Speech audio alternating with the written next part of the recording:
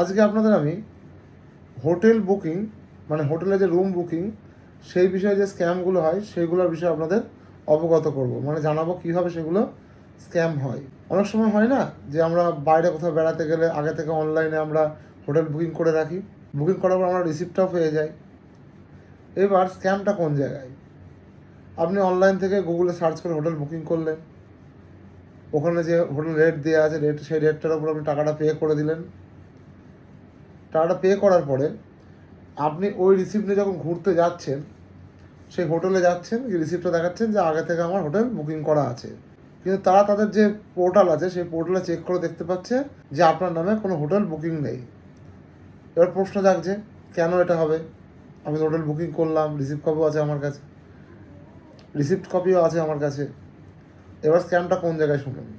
আপনি যে ওয়েবসাইট থেকে বুকিং করছেন ওই ওয়েবসাইটের নামে বা ওই ওয়েবসাইটের মতো সেম ওয়েবসাইট, এছাড়া অনেক ওয়েবসাইট আছে যেখান থেকে হোটেল বুকিং করা যায়।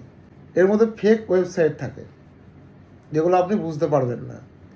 সেখান থেকে আপনি হোটেল বুকিং করলেন, টাকাও পে হয়ে যাবে, আপনাকে দেখিয়ে দেবে, রিসিপ্টও দিয়ে দেবে, রিসিপ্টও আপনাকে দিয়ে দেবে, আপনি কাউকে ধরে পাবেন না, মানে ওটা পুরোটাই ফেক।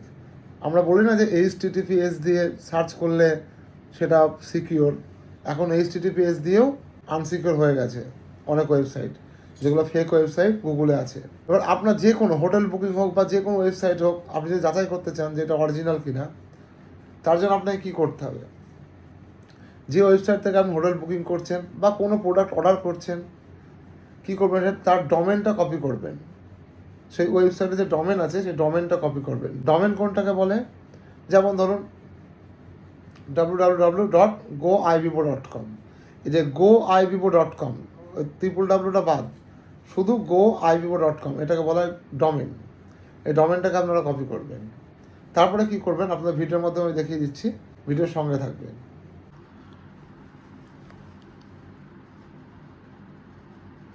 এই যে ডোমেন বলতে আপনি যখন হোটেল বুকিং করছেন, হ্যাঁ, বা যাই করেন, যে ওয়েবসাইট থেকে যে বুকিং করবেন, তার ডোমেন মানে হচ্ছে এই যে আপনারা বলে দিলাম goibibo.com, এইটুকু হচ্ছে ডোমেন।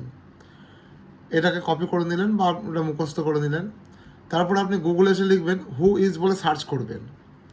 সার্চ করার পর এখানে আসবেন না, এটা আসার দরকার, নিচের দিকে আসবেন। এই যে দেখুন হু ইজ বলে ওয়েবসাইট আছে, হু ইজ, এখানে আপনারা ক্লিক মারবেন। ক্লিক করলেন, এখানে ক্লিক করার পরে ডোমেন নেমটা এখানে দিয়ে দেবেন। আমি এখানে goibibo.com এখানে লিখে দেবো।